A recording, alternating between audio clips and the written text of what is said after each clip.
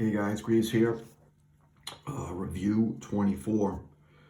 Okay, they're going to give you a couple scenarios here with two pulleys, and they're going to give you some information. Okay, so first of all, just before let's not read everything, right? I know you've done that already. So each scale spring is going to pull with the same exact force. The pulleys are identical masses, right? Identical radius, no friction along the axis, right? However, the mass, pulley A, is a solid disc, and B is like a wheel. So what's the difference, right? Well, the difference is on a disc, the mass is kind of distributed, right? Equally distributed around from the center. In a wheel, the mass is, most of it is located far from the center, or really the axis of rotation. So what does that tell us? Well, the moment of inertia, that tells us the moment of inertia. Or it gives us an indication of the moment of inertia, right? Moment of inertia is the rotational equivalent of mass, right? And so what is that? More mass, harder it is to get something to accelerate, right? More moment of inertia, more harder it's going to get something to rotate, right? So in this particular case, A is going to have a smaller moment of inertia than B, right? Because all of the mass is farther away from the center. Where here it's kind of distributed, equally distributed, I don't know what you want to say, right, from the center, okay? So the first question says, right, two pulleys are at rest, right, when the springs are pulled with the same constant force, okay? Predict which of the pulleys, if either, is going to complete one revolution first. All right, it's going to be easier to get pulley A to rotate because it has a smaller moment of inertia. So what that means is it's going to have a bigger angular acceleration. So what that means is it's going to complete one revolution quicker than B. So the answer is pulley A, right? All right, without writing or manipulating equations, provide reasoning. Well, I guess I kind of said it before. Why is that going to happen? A is smaller, right? I should say A has, right, smaller moment of inertia. Simplest way that we can put that. Okay, next one. Derive an equation for time A. It takes pulley A to complete one revolution, right? And they tell you let I, they give you the constants, right? IA, right? Up here they're giving you F, force on the spring, IA, MP, RM, RP, etc., right? So how are we going to derive an equation for this? All right, so we're going to have to combine a couple of equations here, right? So what happens? I'm going to get a net torque. What does a net torque do? That causes an object, right, with a moment of inertia to have an angular acceleration, okay? So what is torque? Well, it's going to be Fs, right, R, right? They're calling it RP. It's going to be equal to moment of inertia I, they want that as an A, and that's my angular acceleration.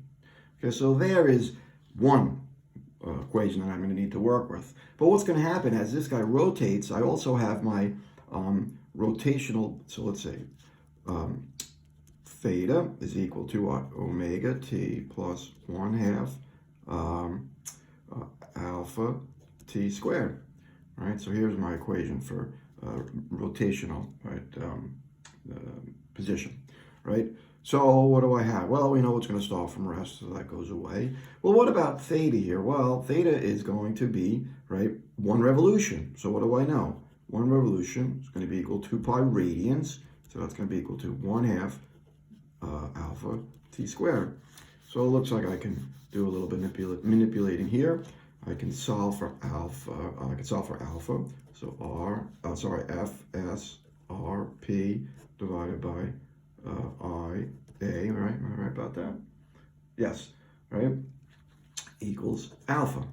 I'll plug that into there. So 2 pi 1/2 Fs RP IA t squared.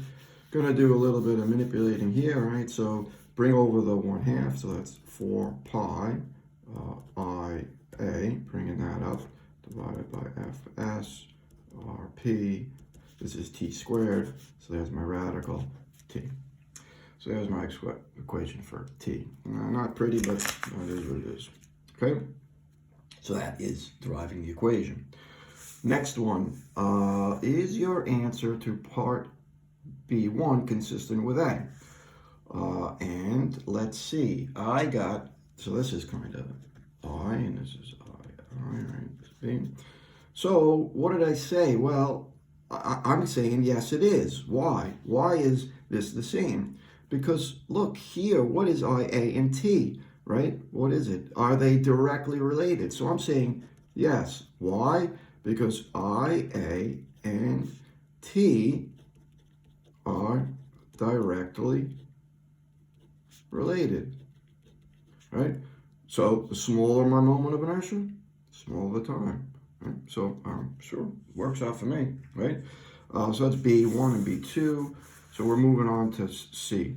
Okay, have a whole different pulley here, right? So block pulley A, mass block A of mass A, M is attached to pulley A as shown. The block is released from rest. Describe how the net torque exerted on the pulley and the magnitude of the angular momentum of the pulley change, if at all. Right, so how does net torque and angular momentum, right, change, not change, stay the same? Well, what happens to my torque? Well, what is net torque? So is equal to what? Fr. So as this pulls down, what's the only force acting on it? Mg. That doesn't change as it falls. What about the radius? Radius is the same. That doesn't change at all. So what happens to my net torque? Net torque does not change, right? Why? Because force and radius do not change. Angular momentum. What happens to my angular momentum? Well, what is angular momentum? I omega, right? So, all right, a net torque, though, let's think about this. What does a net torque do? A net torque, right, is going to cause some object to have a angular acceleration. If there's an angular acceleration, what happens to my angular speed? My angular speed is going to increase, right? So if my angular speed is increased, what that means is my angular momentum is also going to increase. So there's the answer for that guy right there. Next one. By the way, I like this one, okay? So now, what do I have? Pulley C. Look what happens, right? So I guess the rope is wrapped around itself. So as it starts to unwind, the radius is going to decrease, okay? So predict how the net torque, again, is going to change. And so in this particular case, what are we predicting? Let's see. Net torque. How is the net torque on this guy going to change? And what about my rotational kinetic energy? How is that going to change? Okay, so in this particular case, as the pulley starts to unwind, the radius is going to start to do what? Decrease. So what that means is my net torque, right, has to do what?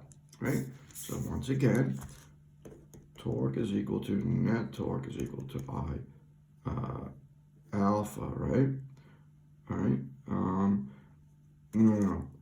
Torque is equal to Fr, sorry, right? So as my radius decreases, right, what's going to happen to the net torque?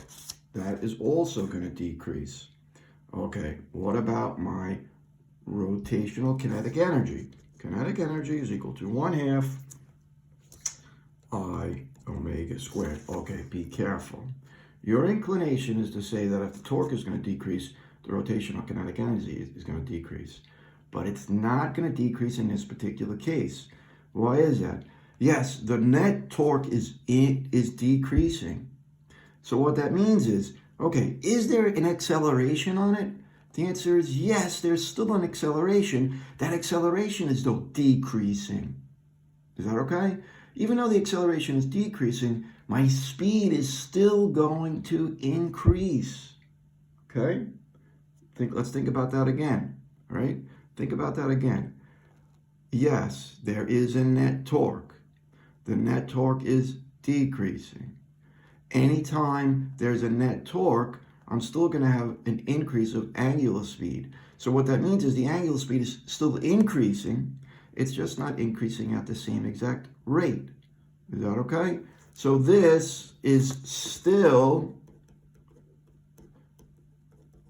increasing, right? Just not at the same exact rate. So what's going to happen to my rotational kinetic energy? That is going to increase as well. Okay? All right, so that's 24, and I'll talk to you guys soon.